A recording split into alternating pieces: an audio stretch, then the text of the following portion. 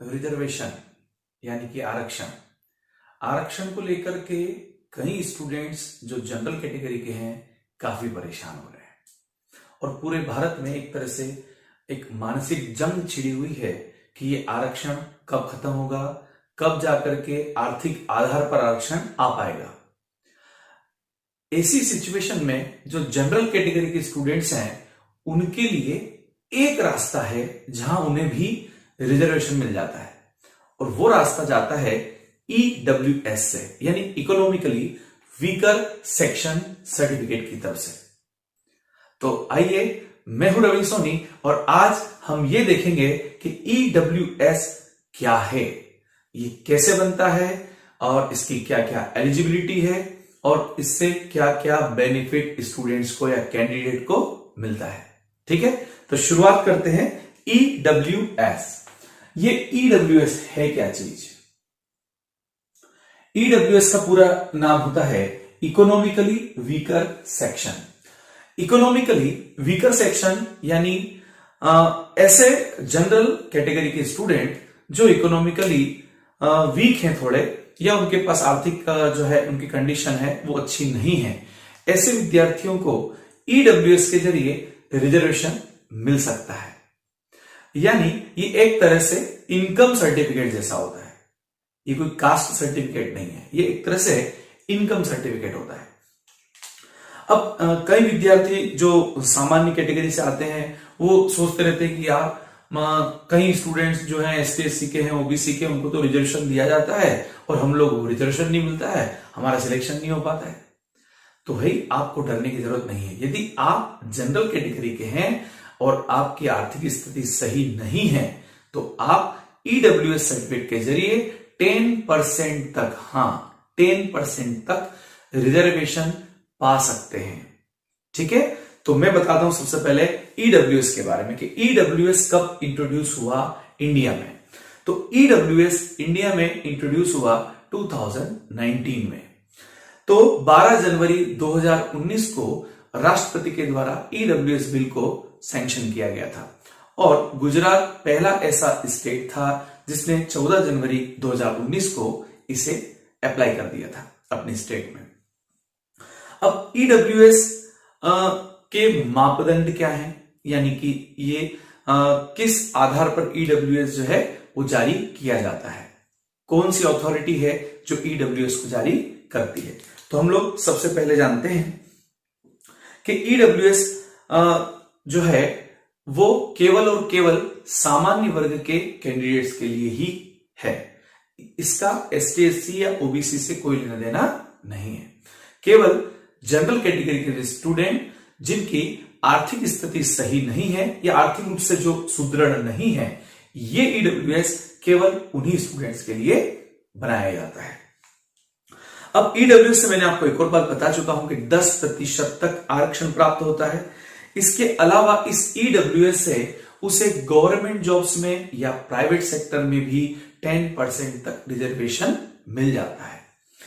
अब देखते हैं एलिजिबिलिटी क्राइटेरिया कि EWS के लिए कौन से सामान्य वर्ग के कैंडिडेट्स जो हैं वो एलिजिबल होते हैं। ठीक, अब एलिजिबिलिटी क्राइटेरिया में सबसे पहला तो आता है कि फैमिली इनकम। फैमिली का मतलब क्या है? यहां पर फैमिली का मतलब होता है जो कैंडिडेट है वो, उसके पेरेंट्स की इनकम क्या है और ये इनकम कहां कहां से आ सकती है। तो एग्रीकल्चर से भी अगर इनकम हो रही है, या मान लो कि वो बिजनेस करते हैं उनके पेरेंट्स, अगर सभी सोर्सेस से जहां जहां से उनका इनकम का सोर्स है, यदि वो इनकम 8 लाख पर एनम से कम है, यानी कि 8 लाख रुपए प्रति वर्ष से कम यदि उनकी इनकम है, तो ये पहली शर्त को जो है सेटिस्फाई कर देते हैं EWS की।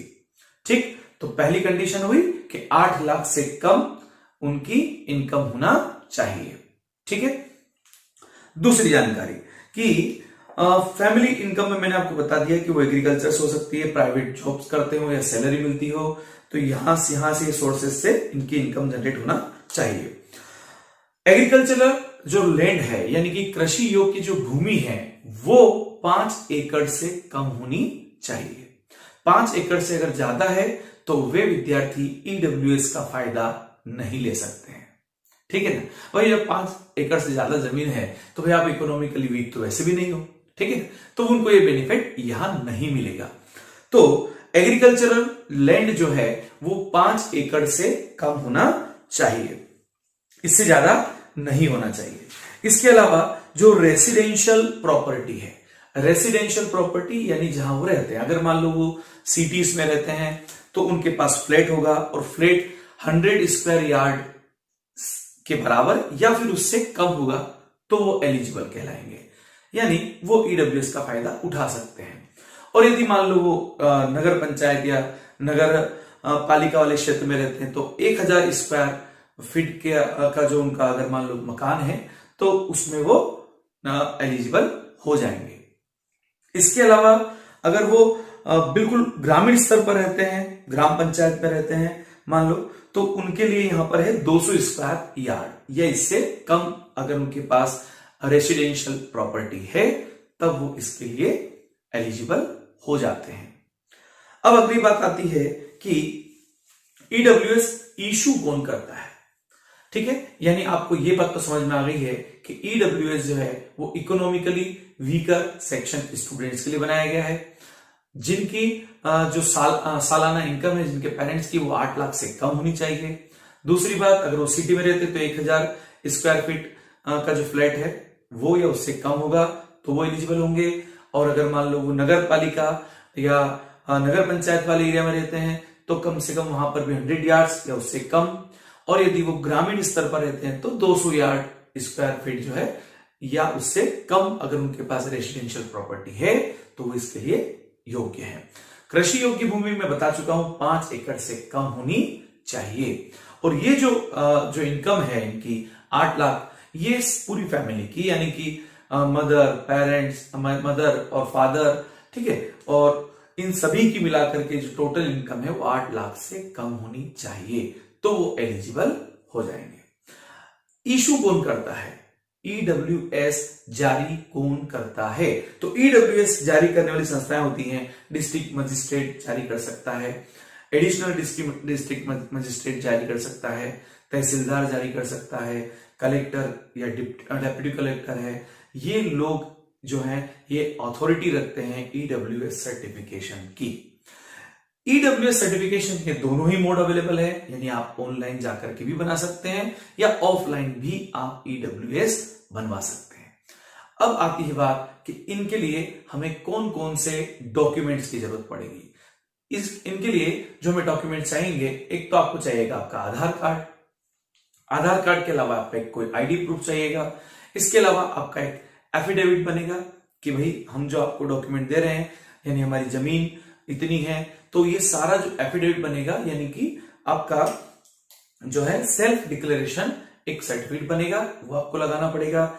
इसके अलावा लैंड प्रॉपर्टी के जो पेपर हैं, लैंड या प्रॉपर्टी के जो पेपर्स हैं उनकी फोटोकॉपीज लगेंगी और रेसिडेंशियल प्रूफ या डोमिसाइल सर्टिफिकेट आपको साथ में लगाना पड़ेगा। इसके अलावा पासपोर्ट साइज फोटो और कोई भी इसके साथ रिलेवेंट डॉक्यूमेंट्स, ये हैं इनके लिए आवश्यक डॉक्यूमेंट्स।